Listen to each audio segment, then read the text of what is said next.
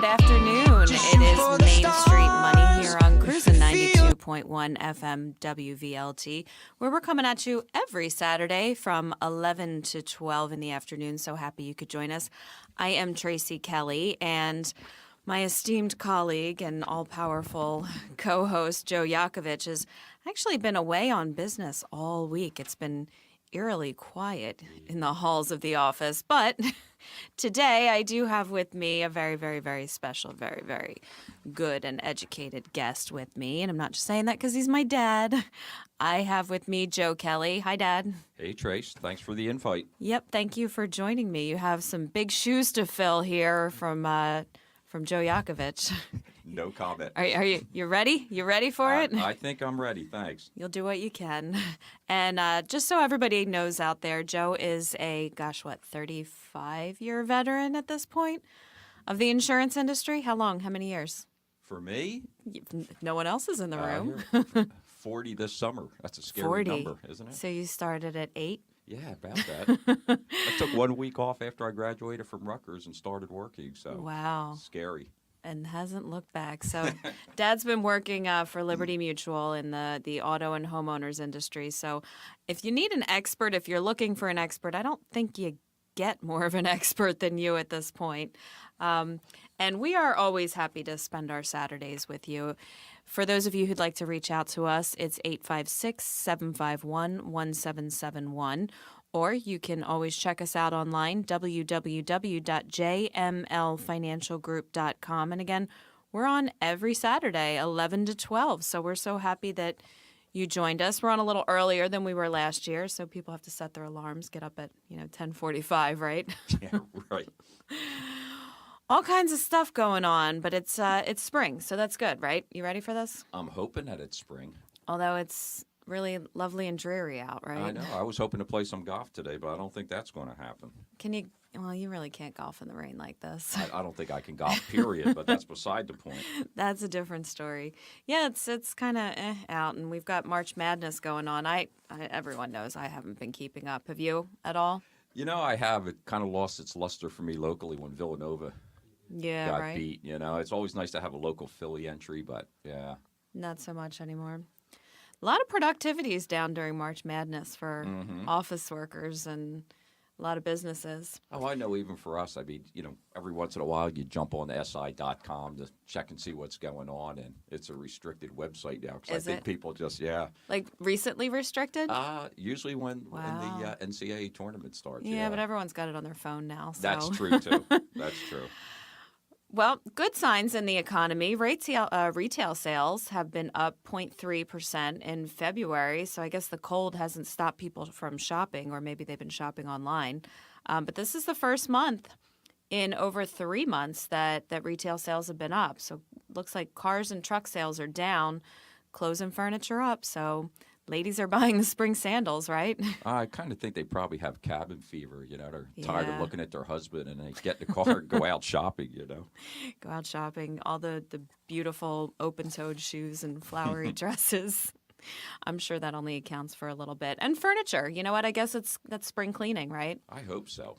I've been doing some spring cleaning and renovations. Miracles will never cease, I'm telling you. It's amazing. Traci being domesticated. Let's not get too carried away here. Domesticated. Yeah. Just doing a little painting. I actually find it very therapeutic. You should try it at home. I have, and I failed miserably. You didn't try hard enough then. Really? You don't enjoy it? Well, that's my game plan. I failed miserably the first time, and Mom never asked me again. So there's a method to my madness, now Traci. She knows. I know. Now she knows. So have you heard about this? The Obamacare deadline has been extended for individuals currently uninsured. Have you seen that? I have. What's your thoughts on that? No comment. I probably don't have anything good to say, so I shouldn't say too much. So just 6 days before the original March 31st deadline announcement, the announcement was made. And I think the new deadline is, April 7th, which is not that right. long of a deadline. But like many other deadlines of the Affordable Care Act, this one apparently is flexible also. So if you haven't enrolled, and now they're saying, I think if you started to enroll prior to the 31st, you have until Now the date is the 7th. So I guess if you want to get on there, go for it, healthcare.gov. The maximum penalty for uninsured people, so they say, will be $95 or 1% of annual income.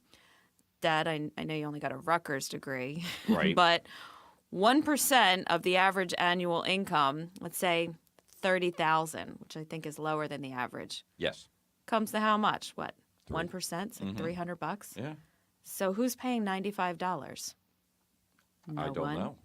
So folks, don't let the $95 fool you. If you're making pretty much any kind of income, you're going to be charged 1% if you're uninsured. They say half of adults younger than 65 will probably stick to not being covered and just take the penalty. But think about it. Your average 26-year-old, especially guys, they're probably going to say, forget it. I'm not going to pay $300 a month or $200 a month when I could maybe pay $200-300 a year in penalties, Absolutely. right? That's what I'm saying. The penalty, I shouldn't say doesn't fit the crime, but it certainly doesn't fit the program. Yeah, you're better off paying the fine. Yeah, I mean, you've got 3 sons in that age range. Do you see them? Would you? I mean, luckily, most of them, I think they all have employer Right. coverage. But had they not, can you really see any of them paying that No, premium because they're healthy, right? But it's more important to me than it is to them. Absolutely. Yeah. Well, yeah. I mean, that's age and wisdom. It is. It dare I absolutely say? is. Yep. And you know what? Young guys, they think they're invincible. Yes, You know that. I do. So who knows? Apparently, those 6 million people have signed up for Obamacare through either the state or the federal exchanges since 2013. Is it a success? I don't know. Probably know. only time will tell, but Yeah, something's got to be done. These prices are high. I don't want to talk too much about this, but Russia's still giving us problems. This Putin guy, I don't know what to say, but I like how Obama just called him a quote unquote regional power. I love it. Yeah. That's got to have ticked him off. Well, it's great. I mean, all the, all the better feelings, I guess I should say, that people had about Russia, when the Olympics were going on. Sure. I mean, geez, it's been, a month afterwards, maybe? Yeah. And all that goodwill is just down the drain. I think they probably had that planned, but who knows? The House and Senate moved to bolster U.S. response to the political crisis in Ukraine, both with chambers of Congress voting on measures to expand sanctions against Russian officials and provide assistance to Kiev. So, I don't know, leave the Ukraine alone, right? Here's an interesting one. Lehman, I was just talking about this yesterday, good old 2009. Lehman is supposed to dole out millions to creditors. The team winding down the Lehman Brothers said that it would be giving out $17.9 billion to creditors for more than 5 years. For the more than 5 years after the investment bank's collapse triggered the financial crisis. Can you believe that? I can. $17.9 billion. Wow. Yeah, that's crazy. Can you imagine knowing that? And then Lehman had all those executives, within 24 months. They do an absolutely horrible job, but they get a golden parachute to leave the company. Right. Wow, outrageous. Well, which leads me into my next point. Apparently, according to statistics, CEO pay is rising, but not for all. Compensation for corporate chiefs increased 4.1% this past year to $9.8 million. $9.8 million in 2013. And pay packages remain closely tied to a company's performance or the fate of its stock, which I guess makes that sense. makes sense, yes.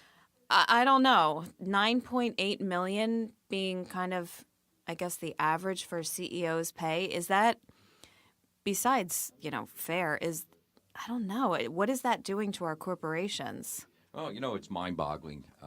You see these CEOs, and I love it when they talk to their employees about, let's all roll up our sleeves. We're in this together. Yeah. As they're cutting pensions, cutting benefits, charging more for things as far as your hospitalization and things like this. And then you see what their CEO pay is. It's just, Right. It's absolutely mind-boggling. Well, they're creating these very rich and powerful corporations, corporate entities, which aren't people. And as long as the bottom line for the company is good, what does it say here? That the pay packages remain closely tied to a company's performance or the fate of its stock. So as long as the company is doing well and the bottom line is doing well, who cares how you got there? The CEO makes more money. But the problem with that, I mean, you could pick up the Inquirer any day of the week and you'll read about a different company. But, that's where the companies are making their money. They're laying off employees. They're doing away with defined pensions. They're passing more of the cost of doing business onto the employees. So their bottom line looks really good. But all their savings are coming from accrued savings from less employees, less benefits, and they're subcontracting work out to people. Yeah, outsourcing. Yeah, and what happens is at the end of the year, the bottom line looks great. The CEO gets a big bonus. But, unfortunately, it does hurt the average, the average Joe that's trying to put his family, food on the table, kids through college. It scares me because it really seems like it's widening the gap in classes, taking away that middle class because you have these extremely, extremely few wealthy CEOs at the top, and then there's a huge gap. It's very scary. Yeah, the top 1% and 2% are really the top 1% and 2% now. Yeah. It's not the the guy making right $250,000 to $400,000, which is still a lovely, lovely living, but to be lumped in with that that large CEO making millions and millions of dollars is just amazing. And that is why we say, folks, you need to plan, because we don't know what's going to happen in the future. And, like you said, Dad, pension plans are becoming really obsolete. You have some people that still have them, but most of them my age and definitely, even some a little older and younger, you don't see that anymore. No, you don't, and it's a scary thing. I tell people, I said, I feel bad for the next generation coming up because they won't even be able to spell pension 20 years from now. It's just not a word that's going to be in their vocabulary anywhere. Yeah. And it's sad. I mean, that was kind of the staple of our employment way back even then. I mean, you had people working for Sears that repaired washers, dryers, and, they had profit sharing. And it was great. I mean, by the time they came to retire, it wasn't that they were relying on Social Security benefits. I mean, they had a nice pension. Yeah. And it's not about getting a free ride. It's just the premise was always you worked so many years for a company and they would help you in retirement, right. Along with Social Security and your savings. And a lot of people don't realize that 401ks, pre-tax plans like that, they were created, I believe it was in the early to mid-'70s, at a time when income tax rates were really, really high. And they were created to give highly compensated executives an additional retirement savings options so that they could escape they could put money away and escape the high income tax today in hopes to take that out in retirement when they anticipated it being a little bit lower. So, you got to wonder if that really works in today's model. I don't think so. I don't think so either. It's unfortunate, but as you get older, guarantees are important.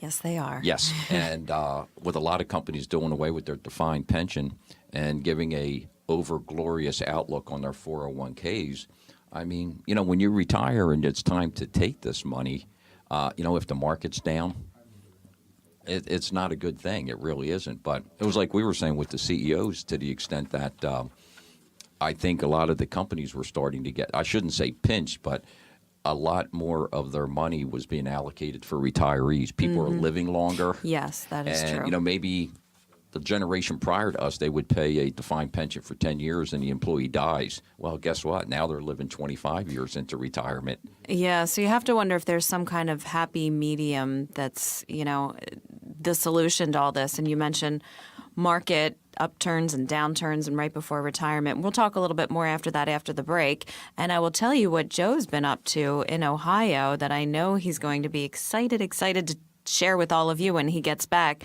big time market news and market strategy. So we're going to take a little bit of a break. So we hope you'll stay right there. We've got some great stuff coming up, some really good tips about your auto and homeowners insurance and how to protect yourself if you get sued. Everyone loves to sue in this state, don't they? So stick with us. It's Main Street Money here on Cruisin' 92.1 FM WVLT. We'll see you after the break. Listen to me, listen to me. I heard you, Joe. I mean the listening audience, Tracy. Okay, when? Every Saturday at 11 o'clock, we get real about money and we have fun. That's right. We'll simplify all the issues when it comes to your money and give you some tips on how to make it, protect it, and keep it. But they have to listen. Okay, you can only ask nicely. All right. It's Main Street Money coming to you every Saturday from 11 to 12 on Cruisin' 92.1 FM WVLT.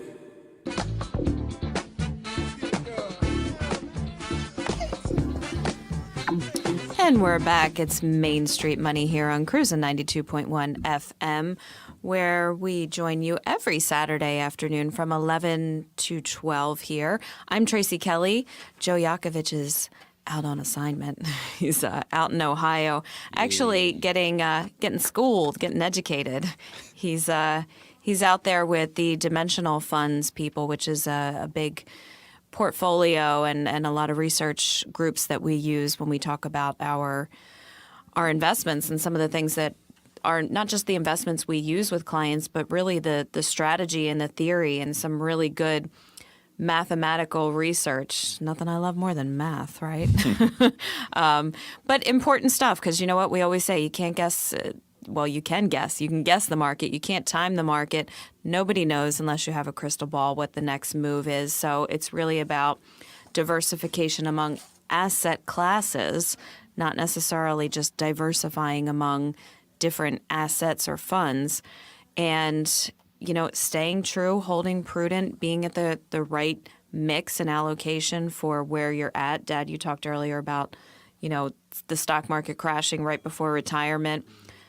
There's a strategy to help alleviate some of those things. And I'm sure he's going to be chock full of really good information when he comes home.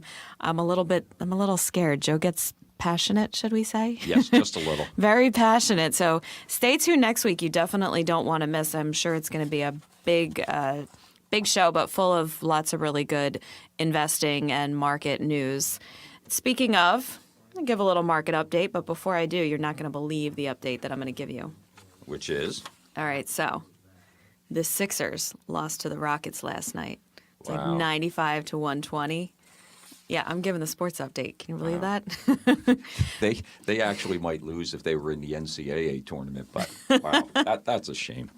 Yeah. So, 96 to 120, and the Sixers haven't won since January 29th.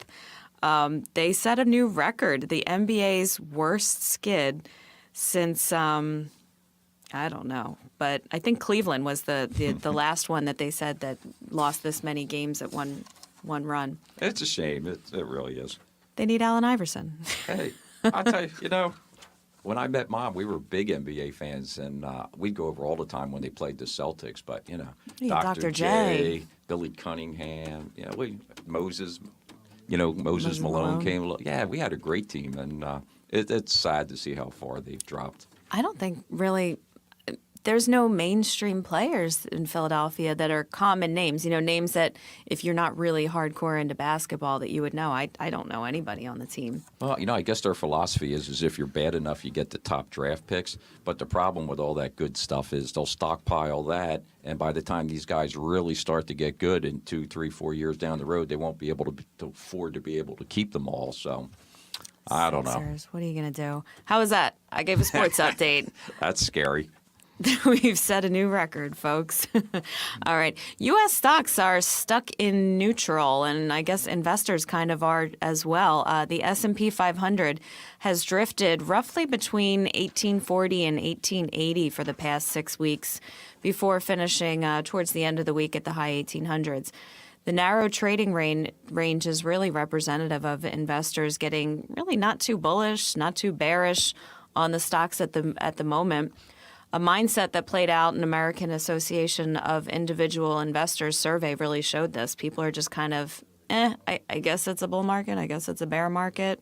I don't know. Well, if it's stuck in neutral right now, I'm kind of okay with that. I mean, the Dow Jones Industrial Average is really high. That it is. That's what I'm saying. I mean, if it just holds neutral for a little while, I'm okay with that. Yeah, I guess it's better than down. The S&P 500 is actually up 0.68 of a point, or really that's 0.04% in 2014. So, hey, a little bit's good, right? I agree. Although there is definitely a big belief out there and a sentiment, and I agree with this, that just because the market is up, it's not necessarily an indicator that good times are here to stay yet. Right. Not yet, but things are slowly creeping back up.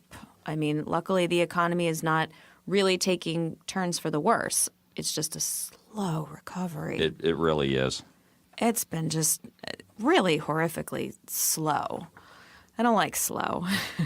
And bad news if you're a coal miner or you work in the coal industry is that reduced consumption in a lot of countries has depressed a lot of the prices and the demand for coal in the U.S.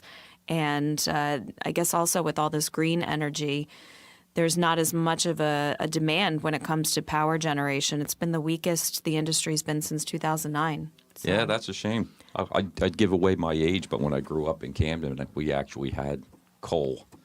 Really? Oh, yeah. We That had a you- chute, and they would come and deliver it, and you had a big 6-foot long shovel because you couldn't get close enough to the furnace. And that was a big thing going down there with my dad and shoveling that in the wintertime and watching the coals glow.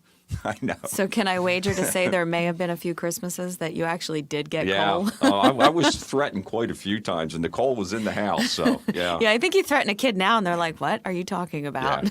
Yeah. I Now don't it's think- like, if you're bad, Santa's going to take your iPad away. Yeah, it doesn't work the same today. Definitely not. And the last little bit is, and shocker, I know Joe talks about this all the time. It's one of his pet peeves.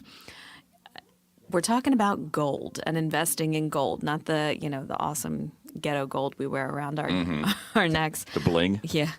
Investors are backing away from gold. Oh, really? As the prospect of higher U.S. interest rates and rising tensions really in the Ukraine, they're saying that's making the asset riskier. But honestly, gold doesn't make anything. It doesn't do anything. It goes up and it goes down. But gold for March delivery ended Thursday at $1,294 an ounce, which is actually, I know you already know this, but down 6.1% since hitting a 6-month high on March 14th. So,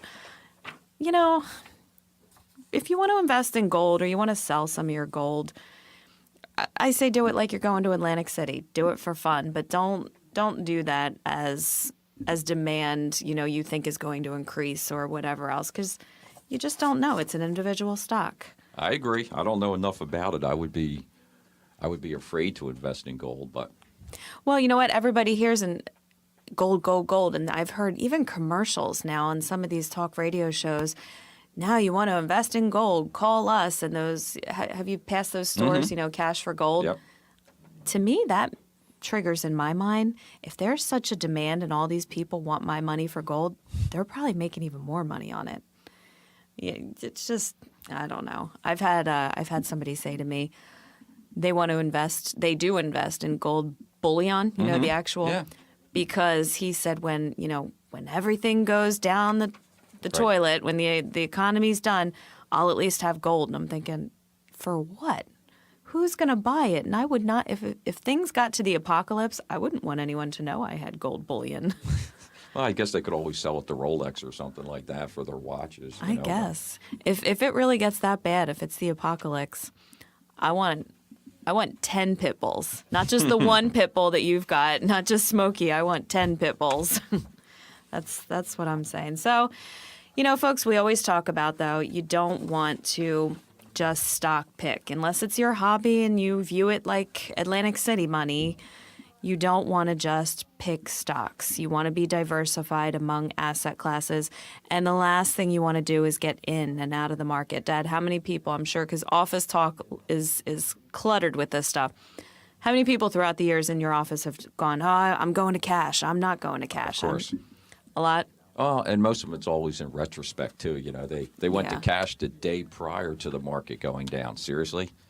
How come Yeah. you're still working? No, but yeah, hindsight's always 20/20, but absolutely. Well, and there is very relevant market research that shows that if you miss just, let's say, like 10 of the best trading days, the highest stock days in, let's say, a 10-year period, but you're in almost all the rest, Right. you have such a significant reduction in rate of return. So is it worth it to try to pull out because you think that you're missing these lows, but you're missing the highs? Well, there was quite a few guys from work that did the same thing in '08. The market was down dramatically. And, if you thought you were diversified correctly, it was just the market itself. It wasn't what you were doing wrong individually. But, if you were young enough and you had the time to wait it out. But I know Sure. a lot of the guys, they moved all their money over into cash equivalents. And what happened was when the market started to come back later in '09 and just kept zooming forward, these guys were on the sidelines. So they made the cardinal mistake. They got out when it was low, and then Right. they're buying back in 2010 and 11 at high prices. They didn't see the gains that they should have seen. Well, they're investing on emotion, and that's one thing that Joe is very big on with our clients is we coach you through that. It's not just making the initial decisions or investments, it's coaching you during times like that when it's normal to go, "Oh my goodness, I've lost a percentage of my investment and I'm scared and I just want to get out of this game." But like you said, Dad, when the time comes that the stock market comes back up, because it always does. It seems to, thankfully. It goes up and it goes down. That's what happens. It's like getting colds in the winter.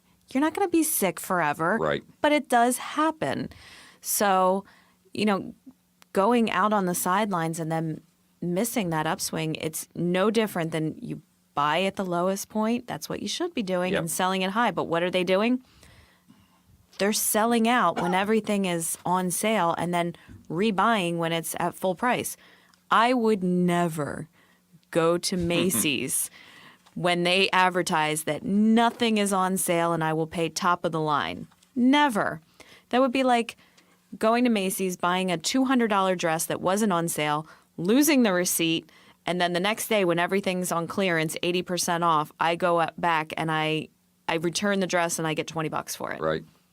Well, it is. I mean, I think the stock market has proven over decades, it's a fundamentally good way to grow wealth. And like anything else, I think I think you touched on it earlier about buying and selling with emotion. I think people get greedy and they start to make bad decisions. They get overexposed. And then when the correction comes, they're not in a position to cover it. And that's a real problem. I think you're absolutely right. They get greedy. And the other thing I notice is everybody thinks that they're the expert at that point. And, I don't want to sound condescending, but there's a reason why, we do what we do every day. There's a reason why Joe has spent the past week away from his business studying our practice, studying the markets, working with people who have PhDs who spent their lives studying this kind of stuff. That for somebody to say, well, I read Money Magazine or I watch, Jim Cramer, and no disrespect to any of those things because I think they're great for foundation, but you don't know what the next move is. You really don't. Well, I've always laughed because everyone has an opinion. They're certainly entitled to their opinion. But, I remember saying to Mom, if you just keep giving opinions every day and they're different, at some point in time, one of them has to be true. And then Sure. you could tell everyone, see, I did Yeah. say that. Well, yeah, seven or eight Right. of your other opinions were terribly wrong, but you're not going to tell us that. But, yeah, the one from last Monday sure looks pretty good. Well, and how does that person who took 7 or 8 of your opinions, put them into use, Right. and they were wrong, how do they feel? Oh, well, one was right. And it's what I say in a lot of my talks. Yesterday, I gave a talk to the Women's Professional Network down at Rowan University, and we talked about financial empowerment for women. But one of the things that I brought up, and I say this to anyone, is how do you make financial decisions based on fact or opinion.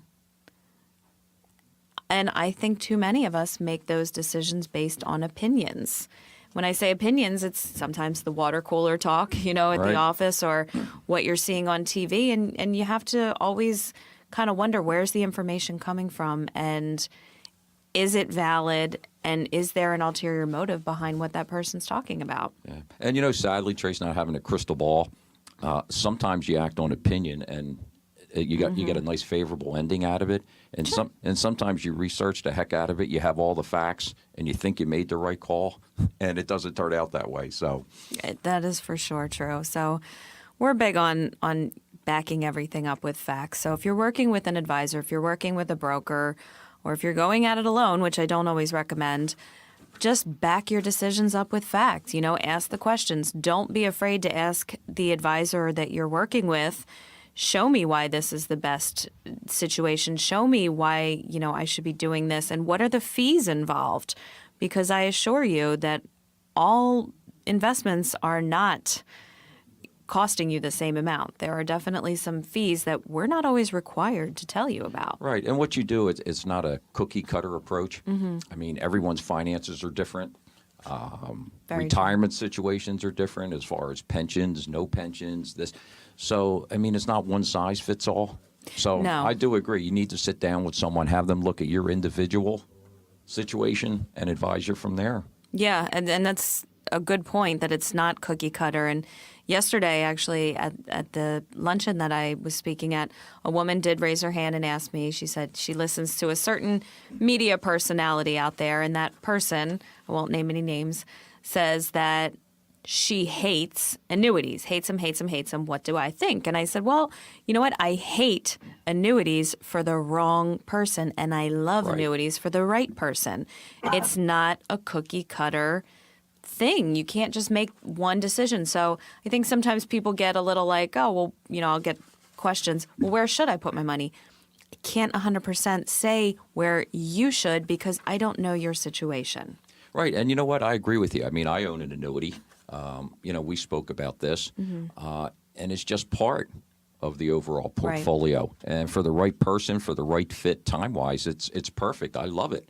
But I agree with you. I've seen some folks that may be senior citizens that have annuities, and too much of their assets are in there. Yeah. It's a Yeah. it's a terrible fit. You should know how long they're locked up, because they Right. are locked up, and that's not a bad thing, but you need to know, and you need to be okay with that, and understand what fees are associated in them. Right, and the time frame as far as surrendering. Yes. I mean, you've got a 7-year surrender index or something, and the person's 80 years old. That probably wasn't a good investment vehicle for them. Yeah, unless they have a crystal ball and know they're living to 120, then you're absolutely right. And I'm very excited to hear everything, all the pearls of wisdom that Joe's going to impart on us next week. He's been, you know what? He hasn't been calling a ton, so I am going to say there's been he's been locked and loaded, and he's got a lot of good information. You're not complaining by any chance, are you? It's been quiet, very eerily quiet. Thank God for small We miss him miracles. here. We miss him here at Main Street Buddy. He'll be back next week. But if you can't wait and you need to talk to us about whatever you have going on investment-wise, insurances, please feel free to reach out to us, 856-751-1771. Or you can always check us out online, www.jmlfinancialgroup.com. I'm going to switch gears here for a little bit, put the spotlight on you, Mr. Joe Kelly. And we're going to talk a little bit about some tips for your auto and homeowners insurance. And I know I talked about earlier that you are, what did you say, a 95-year veteran at Liberty Mutual? Now, it just feels that way on some days, trust me. 175 years? No, Yeah. you've been there for a long time. But you know what? I have not met a person that doesn't love working with you. And it's so funny how many people I'll just meet that go, "It's your dad, Joe Kelly. He's my insurance agent." And if you do have questions, or you do want to review your policy, you can give him a call at 856-237-7280, or email at joseph.kelly, that's Kelly, at libertymutual.com. So I know, some of us just don't give it much thought, their car insurance or their homeowner's insurance. But I would say, living in New Jersey, your being in a car is one of your biggest liability exposures, wouldn't you say? Oh, most definitely. And like I said, I'll be in the business 40 years this summer, and the auto insurance has always been a big factor. And it's strange. I feel like a prophet, though, but I did say about 10, 15 years ago. I mean, obviously, the auto insurance increases on an annual basis for the most part. Unfortunately, since Sandy hit, the homeowners insurance has been a real issue. But, I mean, we've had changes in the law, changes in the no fault and whatever to try to curtail these increases. And, and I remember saying that, I don't think the auto insurance going forward is going to be as much of a problem as the health insurance. I mean, it's just getting to the point where it's getting to be cost prohibitive, where you have to make a call whether or not you're even going to buy it. I mean, the auto insurance is stabilized, but it's a much more competitive market in New Jersey now than it's ever been. I mean, God, I'm going back into right before the Christie Whitman. We probably had 8 or 9 companies writing auto insurance in New Jersey at the time. We couldn't get people to come into New Jersey and write it because of the legislation. Okay. And, then they started opening things up with, you could file for rate increases and things like this. And it didn't take forever to get them through. And now, from what I understand, I think we have over 80 companies. Wow, writing really? Yeah, right. I mean, it's amazing to me sometimes. I'll ask someone. Are they all the same? I mean, would you say in quality or? No, not anyway. I mean, you have some that are just online, some that are just 800 call centers. No, unfortunately, it isn't. And I think we spoke before about that, but I've seen some nightmare policies where what happens, people go on websites, and we've always talked, talking to people, Yeah, I'm very, very outspoken about this. I mean, and you wouldn't try to treat your own cancer online, and you can say that you're talking about apples and oranges, but I don't think so. Your money and insurance is protecting your money. It's protecting your life, and it's protecting your health as well. Is just as important as getting really good. It all goes in one and the same. So I'm very, very against just going at it alone online. And I feel like, especially the younger generations, you see it more and more. But there really are some not tough decisions, but things that people don't understand with their insurance options. How are you going to know that online? You won't. And the problem is, I've seen some of the websites, and, they're obviously designed by experts. But what happens is, a lot of these drop-down boxes, when you're trying to get a quote, they've got, the least comprehensive coverage you can possibly get. Yes. And what happens is it defaults to the worst coverage. And the reason for that, obviously, is because your premium's going to come out lower. So, most folks, though, they'll just blow right through that and look at the bottom line at the bottom, not realizing exactly what it is that they're buying. And you know what? If they never have a claim, Tracy, that's wonderful. But that's a terrible time to find out that your insurance wasn't what you thought it was, is when you go to report a claim and you find out that you've got an issue with coverage. Oh, yes. Yeah, and it's coming out of your pocket. So the minimum limits are what, 30,000 per accident, yeah, right? 15 per person. Yeah. So if you get into an accident, you injure somebody, you mess up their car, whatever it is, your company won't pay more than 30,000. Well, how many people half the time have cars that are less than 30,000? And I will tell you, a hospital bill for just a day can come close to 30,000. Yeah, and that's what happens. You see a lot of people, they don't even recognize the fact, but they've got the lowest PIP coverage. And Which is your personal injury protection. I'm sorry, your personal injury protection. But, that is okay in the event you have a very good health care program behind it. Right. Okay? But you've got a lot of people out there that don't. And let's say you have mom and dad and a 29-year-old son on the policy, and the son doesn't have insurance. Well, that's a real exposure. So, if you cut that personal injury protection all the way down, and God forbid that the kid is the one that's involved in an auto accident with medical bills, really could be an issue. Yeah. And that's what I said. But see, when they go online, they have no one to explain this to them. The rate looks good, obviously, because they're being charged a lot less because they're not buying that additional coverage.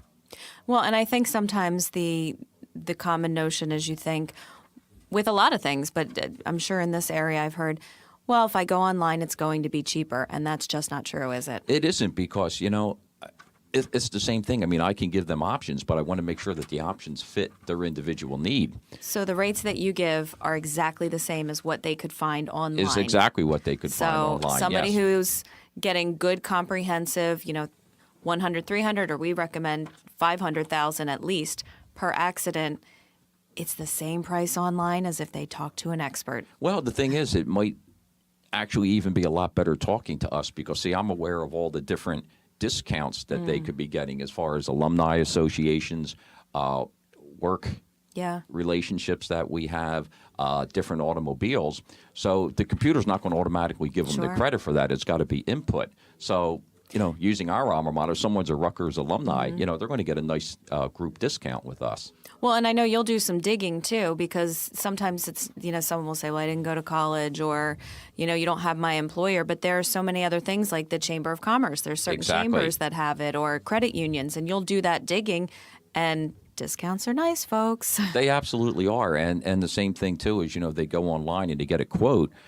But, when they talk to us, I never try to oversell anyone, but I will make them aware, hey, by the way, if we write your homeowner's insurance, we bundle the two together, you're going to get a nice multiple policy discount here. So, let me quote you on the auto. I'll let you know what the multiple policy number is. And if that looks great, I'll be more than happy to do the home for you, too. Well, so you're coaching your clients. You're not just selling a product. We tried to. So I want you to, as we're winding down, but we have some time. I want you to tell a story that you had told me recently, because I don't think people understand the importance of the liability insurance on their car insurance, but also the importance of umbrella insurance, if they even know what it is. It is. It's a shame. I've had this conversation in the past with people. You do a great job on this because, and obviously I was already familiar with it, but coming in as a client to JML, when you do your research and everything and we get a game plan going forward, obviously a big part of that is insurance.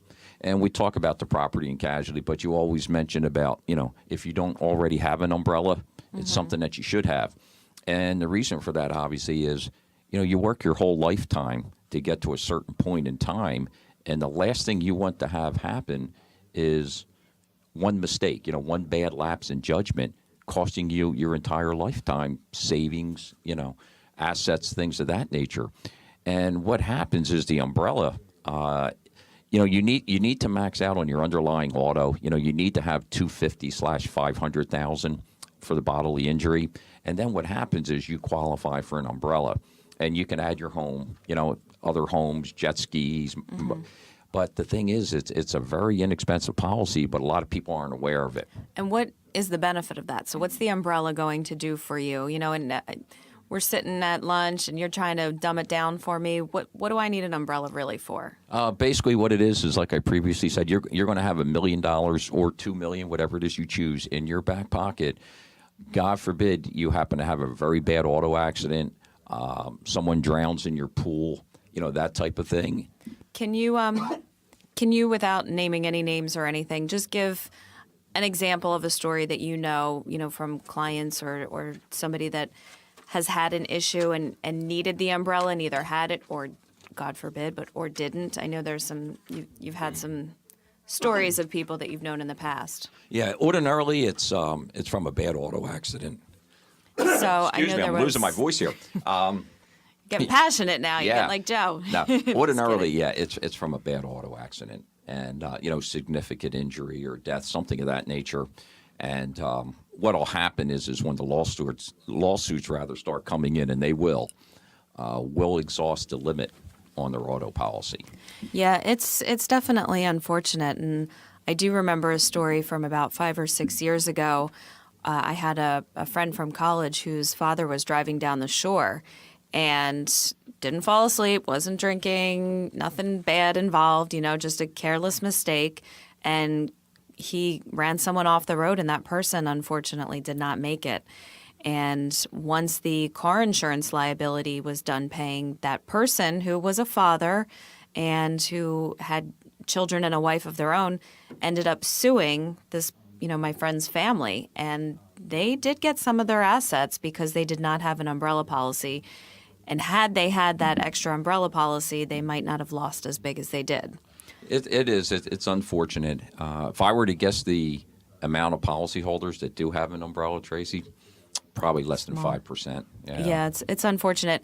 And people are probably thinking, well, okay, that's great for you to tell me, but how much is this going to cost me? It's really fairly inexpensive considering what you're getting, right? Yeah, it's all according. There's a couple things that impact on the rate. Obviously, the number of automobiles, if you have underage operators, the number of homes and things like this. But on average, I'm guessing probably $500 or less for a $1 million umbrella policy. So Joe and I will always say, look at maybe increasing some of your deductibles, like your homeowners. Maybe if you carry 500, go to 1,000, or your auto collision deductible, maybe take it to 1,000 because you might not put in a claim under 1,000 anyway. I agree. So then that savings that you incur from raising those deductibles, you can use it for an umbrella. Right. You recognize the savings and offset the cost of the umbrella. I agree. Absolutely. So, folks, if you have not reviewed your auto, your homeowner's insurance, or you need to look into an umbrella insurance, if you're not sure if you're paying too much or you have the right coverages, or if you don't even know if you're eligible for some discounts, you definitely need to give Joe a call. You can reach him at 856-237-7280, or shoot him an email, be pen pals, joseph.kelly, Kelly, @libertymutual.com. Or I have his information. You can always reach me at www.jmlfinancialgroup.com. It's really important, and it is such a big exposure that we have on the roads here in this area because there's so many people on the roads. Exactly. And Jersey drivers aren't always the least aggressive, let's put it that way. They're not the nicest. So. Yeah, they've been known for bad behavior. All right, we're going to shift gears. We're winding down the show here. I want to talk about retirement and the things that we do to sabotage our retirement plans. And I love that word, retirement. oh, I thought you were going to say sabotage. Yeah, it's a dirty word. Why? It's a dirty word in our house. What would you do if you don't work? No, I don't mom understand. won't even let me say it at home anymore. I don't understand. Tell me 3 things you would do if you were retired on a consistent basis. Don't say travel because you're not going to travel every day. What would you do? I would have to figure it out when I retire. No, you should figure out before. That is one way that you're sabotaging your retirement. You have to pre-plan. That's true. Would you ever just go drive cross country and figure out how you're going to get there on the way? Well, I guess if I was retired and didn't have anything to do. But no. No, you need to figure this out. All right. So let's talk about some ways that you can ruin a perfectly good retirement plan.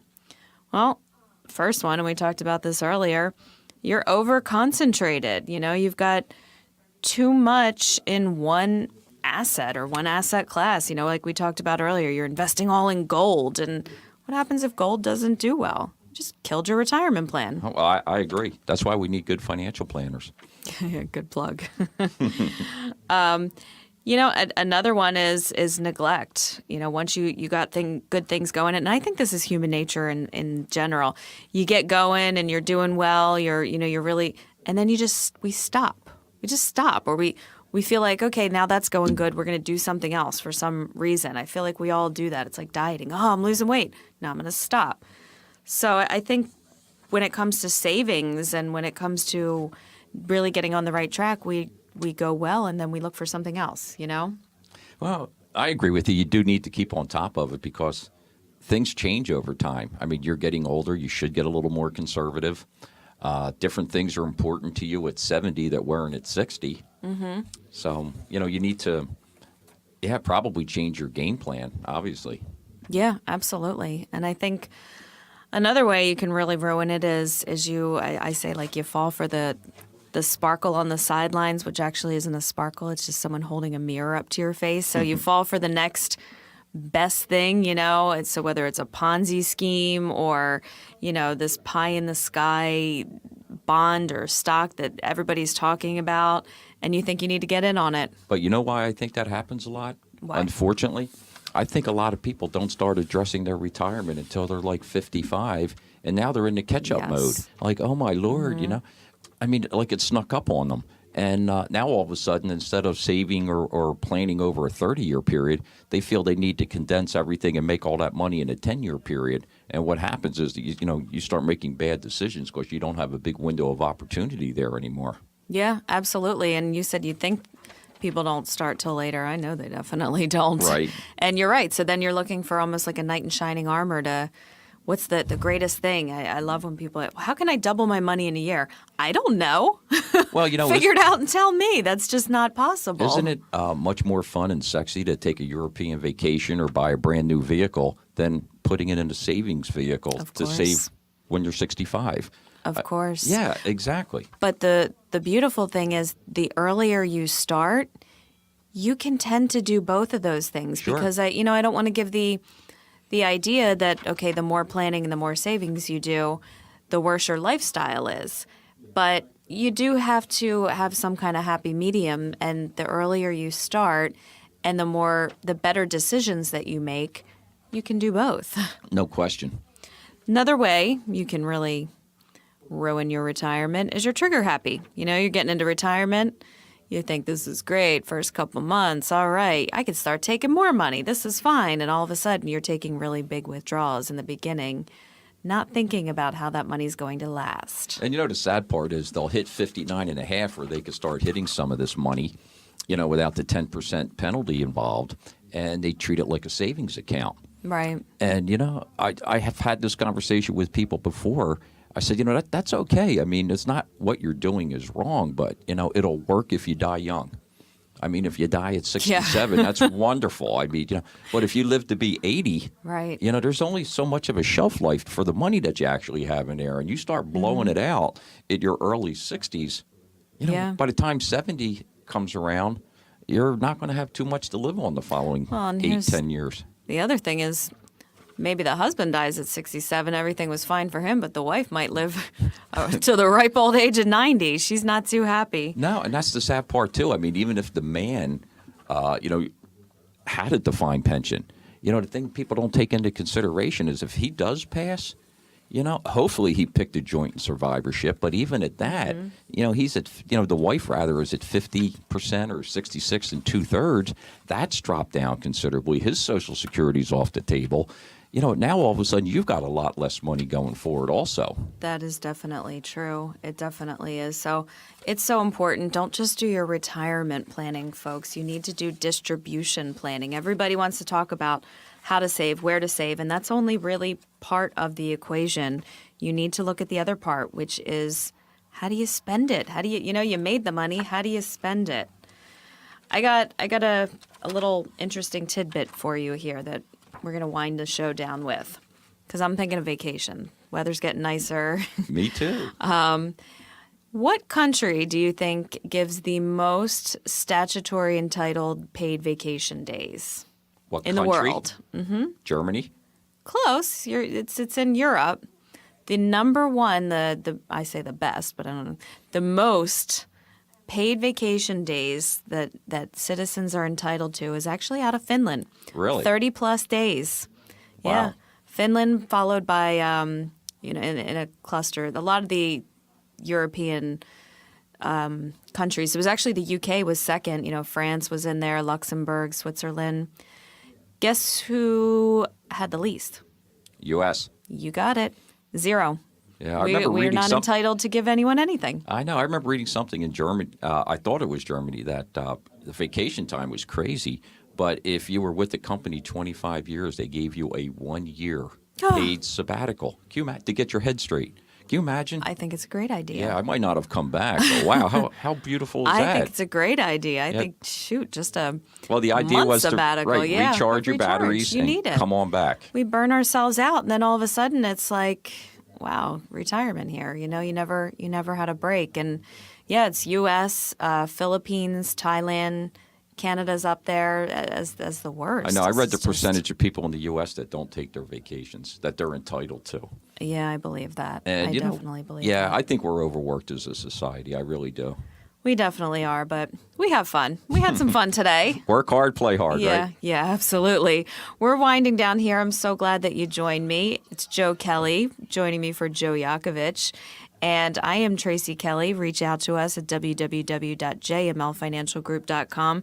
And we'll see you next time on Main Street Money. Thank you so much for joining me, Dad. Well, thanks for the invite again, Tracy. Absolutely. Enjoy the weekend, folks. Main Street Money on Cruisin' 92.1 FM, WVLT. Yes, I'm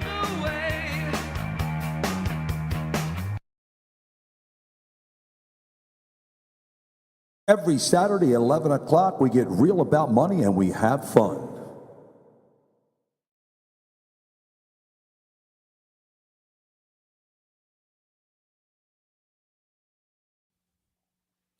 All right. It's Main Street Money coming to you every Saturday from 11 to 12 on Cruising 92.1 FM WVLT.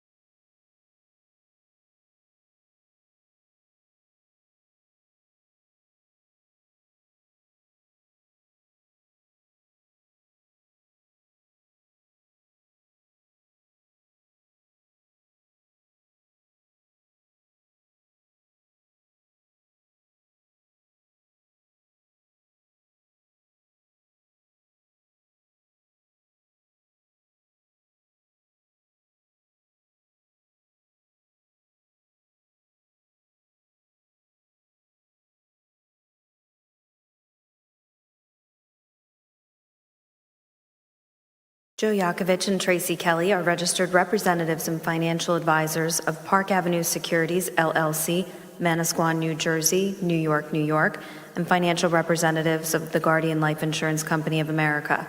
PAS is an indirect, wholly owned subsidiary of Guardian. JML Financial Group is not an affiliate or subsidiary of PAS or Guardian.